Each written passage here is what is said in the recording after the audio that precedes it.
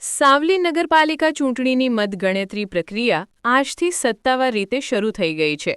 26 એપ્રિલે યોજાયેલી ચૂંટણીના પરિણામો આજે જાહેર થવાના હોવાથી રાજકીય વાતાવરણ ગરમાયું છે। ઈવીએમ મશીનો રાખવામાં આવેલા સ્ટ્રોંગ રૂમને કડક સુરક્ષા વચ્ચે ખોલવામાં આવ્યો હતો અને ત્યારબાદ મતગણતરીની કામગીરી શરૂ કરવામાં આવી છે। સમગ્ર પ્રક્રિયા દરમિયાન કડક પોલીસ બંદોબસ્ત ગોઠવવામાં આવ્યો છે, જેથી કોઈ અનિચ્છનીય ઘટના ન બને। બંધ ઈવીએમમાં બંધ થયેલું ઉમેદવારો લુભાવી આજે ખુલશે। સાવલી નગરપાલિકામાં આ વખતે રિપીટ થિયરી કામ કરશે કે પરિવર્તન આવશે તે અંગે ચર્ચાઓ જોરમાં છે।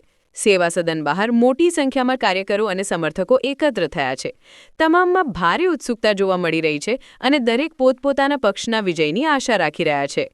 તંત્ર દ્વારા શાંતિપૂર્ણ અને પારદર્શક રીતે મતગણતરી પૂર્ણ થાય તે માટે ખાસ તકેદારી રાખવામાં આવી રહી છે।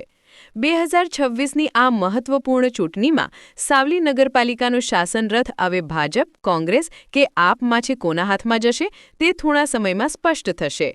રિપોર્ટર અંકિત પરમાર, સાવલી, વડોદરા।